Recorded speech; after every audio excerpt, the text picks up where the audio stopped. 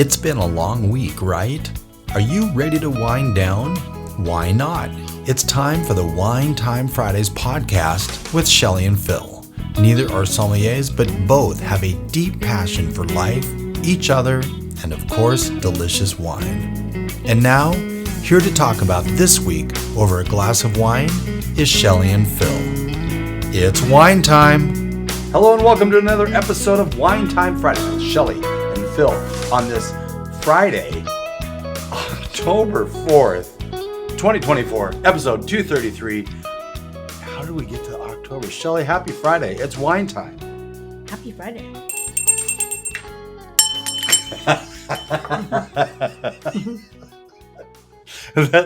That's awesome. You caught me off guard. And rendered me speechless. Oh my God. Oh my gosh. How'd that happen? Well, the same way it happened that we have a little reception wine in our glass today for the first time in many months. It is a Chardonnay from Michael Schlumberger. It's a California Chardonnay. We got it at Grocery Outlet. We did. It's pleasant. Mm-hmm. Here's why I wanted to have this as a reception wine. We met the owner of Grocery Outlet. The owner? Sarena, one of the owners. She's one of the owners? One of the owners. Oh, I never knew that. I didn't either until I reached out to her recently and said, sorry it took so long to respond because she gave us a business card and all that. She let us try a Tempranillo too, which was really quite delicious. Anyway, upon looking at her card a little bit more, I noticed that she and her husband, Stephen, are the proprietors, owners of this grocery outlet, not the entire line. But that would be pretty impressive. They are individually owned. Yes, they are. So that's very nice. We talked to her for a long time. Yeah. Yep. I wanted to say, before we get into anything else, Shelley, this is your birthday month. That's exciting. It's even more exciting for Katie because this is her last month in her 30s. Katie is my daughter. She'll be 40. We can say hi to her, but she probably won't know it. And Katie's going to get some fun little things from Shelley, which would be kind of cool. Shh. Don't say anything. As we move forward, I wanted to thank a whole slew of people. This is the first episode with no guests since episode 224 on August 2nd, my daughter's birthday. Wow. So thanks to the Perrys, Brad Binko, Kevin Pogue, the Cochrans, Jerry Eisterhold, that was TerraVox, Shana and Gavin Miller with Upper Bench, Dylan Roche with Roche Wines, and Karen MacNeil, who wrote the Wine Bible and just started the first ever annual. There we go.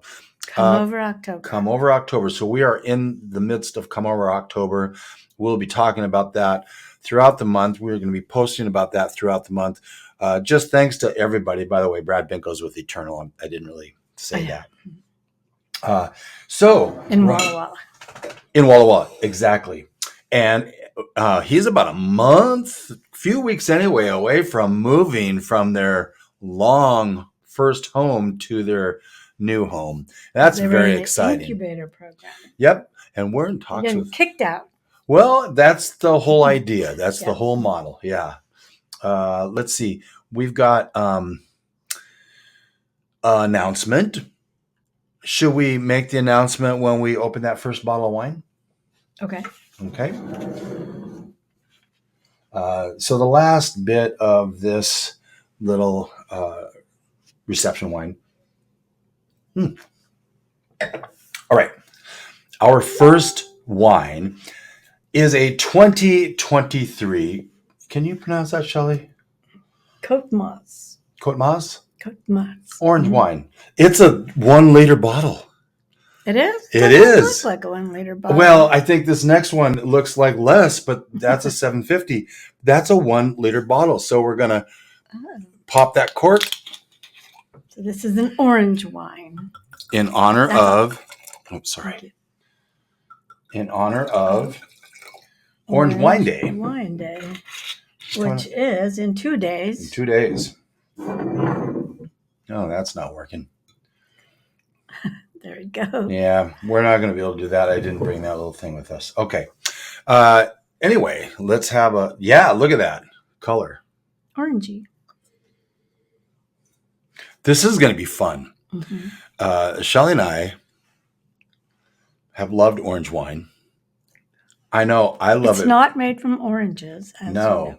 but it's actually the story behind it's really interesting because I was like, well, what's the difference between this and a rosé? We'll get to that.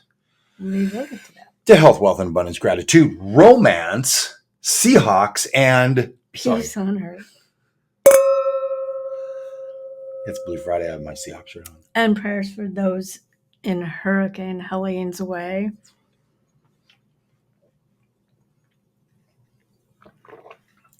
You said that right when I was drinking it. Oh, sorry. That's nice. Yep. So this orange wine. So first of all, what is orange wine?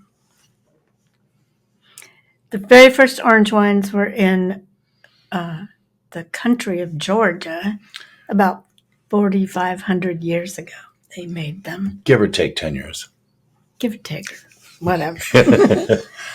And so orange wines are wines that are macerated in whole clusters with the stems and the seeds and the skins.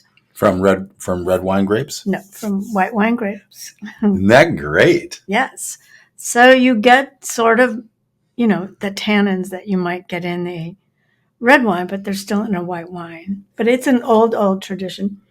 They hadn't done it for a long time. It's become more popular lately. And this particular orange wine is 55% Grenache Blanc, 25% Grenache Gris, and 20% Macabou. So when you have this, when they're on the skins, like a rosé could be, I have down here 2 to 24 hours. We know of some that are 45 minutes. And that's why they're so light and fruit forward, less tannic because they're not on the skins that long, and just lighter in a salmon, like you say, pink ballet pink color. Yeah, this can be on the skins for a few days to several months. And that's why it will be a little bit more tannic. And I'm not getting a lot of tannins. No, I'm not on this either. This is actually this is a 23. It's only a 2023, $17 at Pilgrim's Market. Shelley, we have some exciting news about Pilgrim's Market. We did. They are a new sponsor of our podcast. Yay. And so thank you so much to them.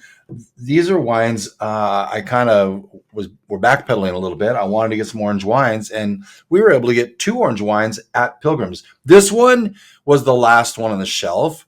The next one, she brought in 6. She's like, we should really have this on the shelf anyway.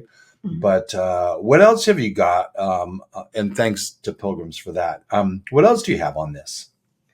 On this, the grapes were harvested at night, but I couldn't find out the reason why they were harvested at night.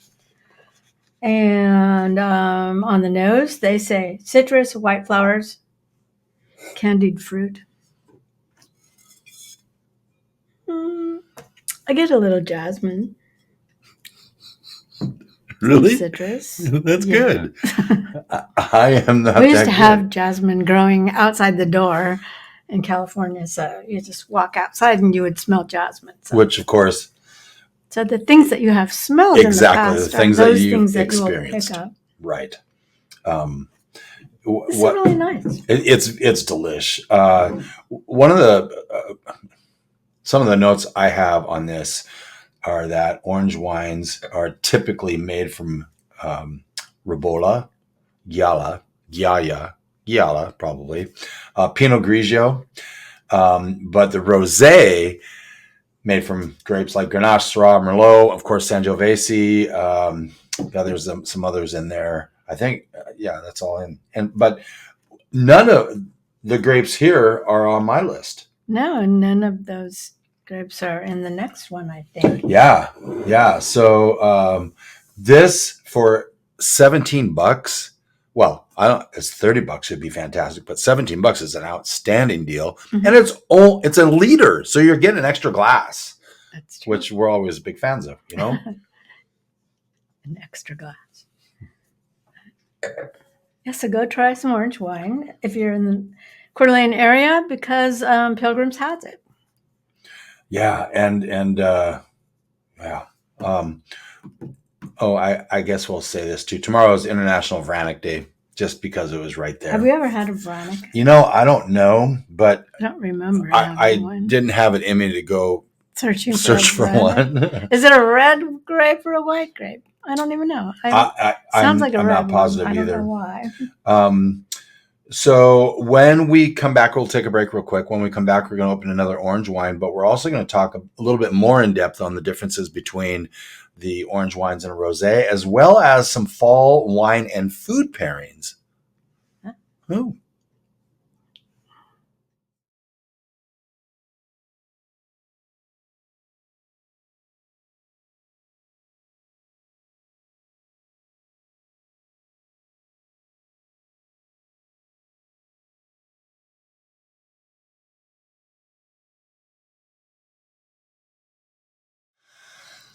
Welcome back to Wine Time Fridays, episode 233 on this, October 4th. That's just so weird. Let's open this second orange. Would you do me a favor, and can we do the wine word of the week, the social web wine word of the week, while I'm opening this? Because wine word of the week is texture. Yeah, in regards to the wine world. In the world of wine, texture refers to the sensory experience of a wine's feel and sensation in the mouth.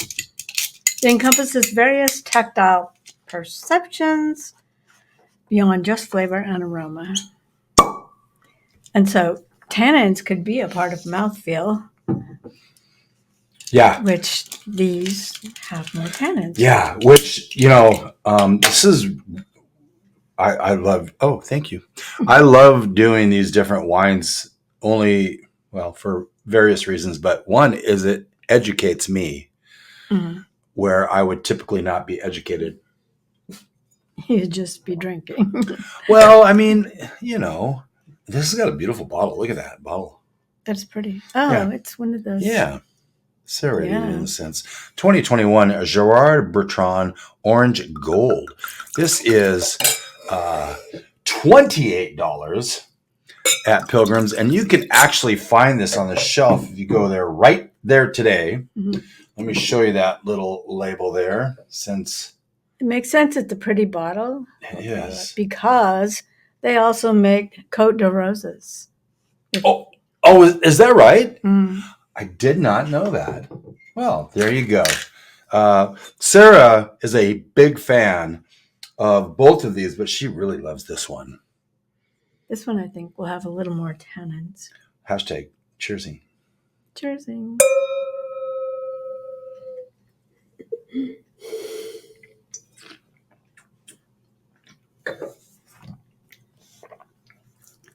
Also nice. It's the first one was lighter than this one. Lighter in color. And this one, I do get the feel of the tannins. This one has a little bit more texture, doesn't it? It does. Yeah. A little more texture. It has a lot more grape varieties in it, too. Oh, yeah. Why don't you read down that list? Chardonnay, Chenin Blanc, Viognier, Roussanne, Grenache Blanc, and Muscat. With the Muscat and the Roussanne. I was expecting when I saw that. And the Chenin, I would have thought it was a little sweeter. Yeah, but it's really not that sweet. It's not. Some of the things that you might pair with orange wines. Asian food. Yeah, for Spicier sure. Foods. Maybe like chicken dishes. From Costco. Well, I guess we're going to pair with it tonight. We could add some Asian sauce. Oh, no. Let's not do that.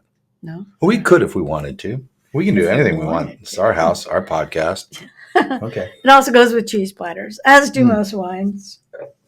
It's just the different kinds of cheese on the cheese platters. It does say hard cheeses and spicy dishes. That's so I am actually getting just a hint of sweetness on this now. A hint. Do we have the residual sugar on this by chance? No. It wasn't given? No. Okay. I'm not going to. And the first one was either 13.5% or 13% alcohol, because on the website it says 13.5, but on the bottle it says 13. Which is really nice. It's a nice low number. And not really that low. Oh, these days it's pretty low. On this, do you know what we've got on this? Orange Gold by Gérard Bertrand. I thought I wrote it down, but I didn't. It's got to be on there somewhere. Yes, it does. You have to find it. Yes, I do. It's not easy because of the label they use is a clear label. We'll come back to that. I'll bet it's on the notes. But, this is part of the fun thing about drinking wine, trying new wines and things like that. I'm looking up. I'm looking. I'm singing. I'm sorry. I feel like this one's a truer orange wine. Yeah, maybe. I'm trying to see even what he called it Orange Gold in homage to the magnificent sunsets of the south of France. Yeah, both of these are French wines. Yep. They're both French. This one has organic grapes. Probably that's why you'll find it at Pilgrim's. Right. Yeah, Pilgrim's. Where's the tech sheet? There was a tech sheet. Oh, download the tech sheet right there. Okay. And that also had something a little bit more on orange wines, which, of course, are in the show notes. You will see both links and what we've got, and it's not saying. Well, there you go. I am bound and determined to find it now.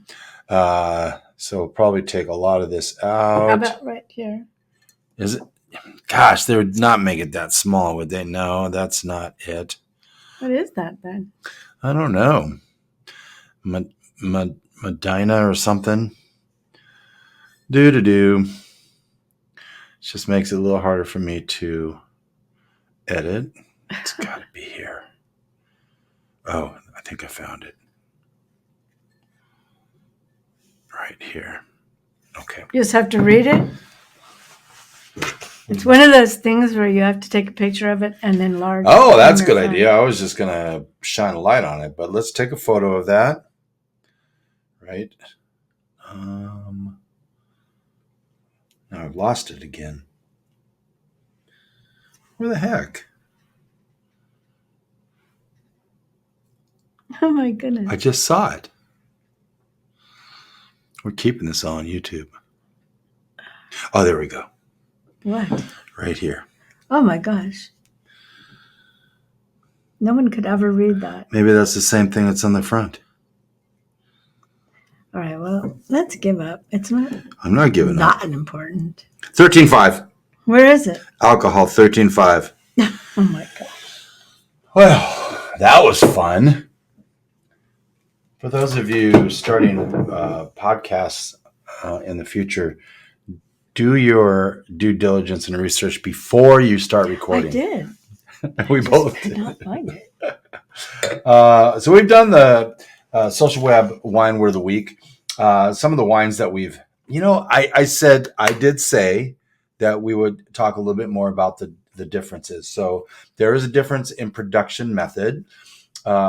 We've kind of talked a little bit about that. The orange is made using extended skin contact with white varietals, where the rosé is limited skin contact with red. The varieties we've talked about, the color. Orange wine is a little orange. Mm-hmm. Yeah. More tannic and texture. The rosé typically lighter body and smoother. Flavor profile. The orange wine often features stone fruits, spices, and nutty notes. Nutty notes. Nutty notes. Spices like cloves. I always like to say hashtag nutty notes because then I put it in the show notes. Okay. Nutty notes. What did you say in the last? Cloves? Cloves. Okay. Where there is on the rosé, you'll have strawberry, watermelon, floral flavors, things like that. White flowers they talked about. Yep. Also white pepper. Candied fruit. I did not get any candied fruit on either of these. These are really both easy to drink and delicious. Mm-hmm. And strongly urge you to try So those. impress your friends. Yeah, right? Look, honestly, this one right here, you could bring to a gathering and people would look at that and say, orange wine. And then they try it and it's really good. Mm-hmm. Okay, now we can move on to some of the wines we enjoyed this week. Do you want to talk about those? Sure. So we're enjoying more wines lately because we're adding them to the Cuvée collective. The Cuvée app. The Cuvée app. Sip, track, earn. Yes. By the way, if you haven't done that, you need to sign up. It's a lot of fun. It's a lot of pressure. Is it really? Yes. Why is it pressure? I don't know. I think it's fun. I mean, we open a wine and then we upload it in, and he all of a keeps sudden, cheating though. He goes out and takes pictures of other like when he goes to lunch. I didn't go to lunch, so I don't have that wine. I don't believe that's cheating. And we had it's cheating because you, especially at dinner, you took the picture and we left. Okay. In my defense, that was one time. One time. There were actually 3 different wines that night. Well, if I did that, I should be slapped. That's going on the front. Okay, some wines we enjoyed this week. Covington Cab Franc. I loved that one. Yeah. By the way, we got that at Pilgrim's. Mm-hmm. Barnett Sauvignon Blanc. Got that Studio 107. Rivora River Ranch Red. Guess where we got that? Rivora. Yeah. Miriam Alexandra Chenin Blanc. It wasn't so sweet. Rick Boyer Unoaked Chardonnay. David Manchisi Chardonnay. Sequoia Grove Malbec and Acacia Chardonnay. It wasn't the big Acacia Chardonnay. It was a Chardonnay we found at Grocery Outlet that is made by Acacia. So much less oaky than those Acacia wines are known for. Before we wrap up, I want to talk real quickly on some food and wine pairings. So, because we are now officially in fall. Oh, okay. So,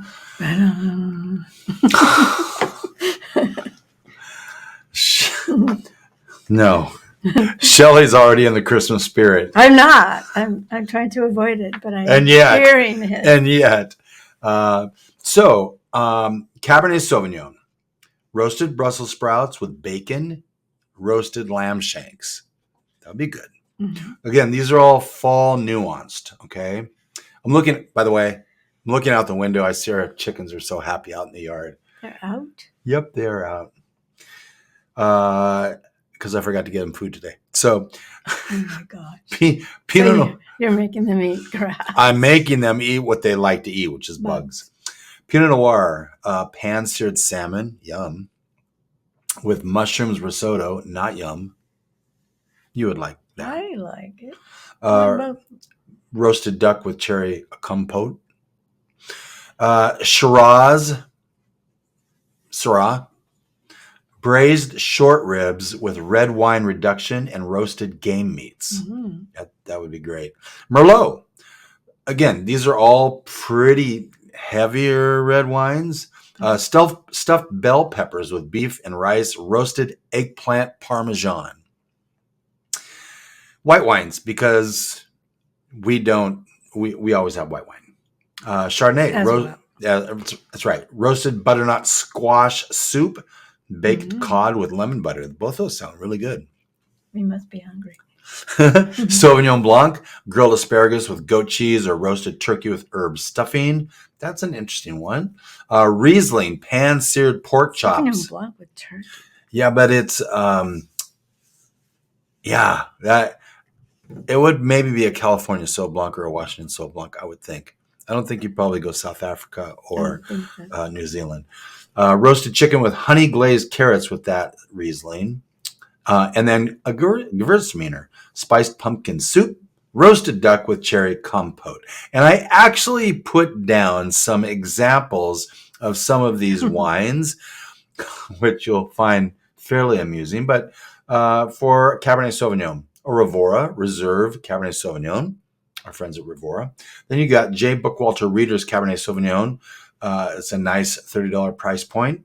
For the Pinot Noir, the Brew Crew from South Africa. Oh, yeah. Yeah. And then Patricia Green Cellars Pinot Noir. That's from Oregon. Syrah or Shiraz, we have Eternal Wines Foundation Syrah, which huge fans of that. And of course, Molly Dooker Shiraz, McLaren Vale, Australia. I love McLaren Vale Shiraz. Yes, you do. You also love a Merlot from Duckhorn. I do. With the duck, of course, right? Yeah, right. And then Ferrari Carano Chardonnay is a good one. By the way, they're just celebrating 50 years of business. And Rocky Pond, we never took a second break. I'm going to have to put all those on the front end. Oopsie. Rocky Pond Clos Cheval Riesling, also very good. Next week, we have things coming up in the future. It's kind of fun. Is it? Well, we have the 12th. On the 12th of October is the International Pinotage Day. On the 14th, we have International Prokopok Day. I haven't had one of those either. Yeah, maybe we should have a Prokopok and Vranic. I don't know. Okay. On the 22nd, it says Austrian Sekt. It means Austrian Sekt. It's a sparkler from Austria. 25th International Champagne Day. 26th International Mavra Day. Probably haven't had one of those either. 31st Carignan. On November 7th, International Merlot Day. We have some guests coming up. Kevin Olsonberg with Odom Distributors in a Wine is Like Music. And I'm thinking that's going to be somewhere around... Drums. What? With drums. With drums. Yes, he's a drummer. He's also a distributor, a sales for Odom. That's fantastic. Next week, kind of let the cat out of the bag. Pinotage. Does that excite you? Mm-hmm, I like Pinotage. I know. With a little bit of knowledge, Shelley, wine becomes a lot less overwhelming. Thank you for being here. Have an awesome weekend. Thanks to our sponsors this week, CDA Gourmet, Terrazzo Waterfront Grill, and J. Bookwalter Wines. By the way, Terrazzo's got 5 fire pits on their patio. Wow. Yeah, they're stretching as far as they can. And we're in a stretch of nice sunny weather, even though it's a little chilly, but it's fall, it's football, and with a little bit of knowledge, wine becomes a lot less overwhelming. See you next week with a Pinotage.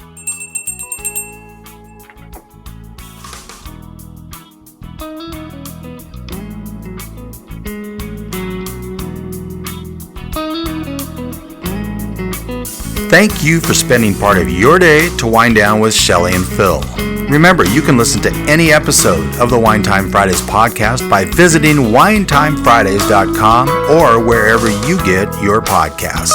And join us on our Wine Time Fridays Facebook page, Instagram, or on Twitter, which is @VintageTweets for daily conversation. Until next week, here's our toast to you. To health, wealth, abundance, gratitude, peace on earth, and of course, romance.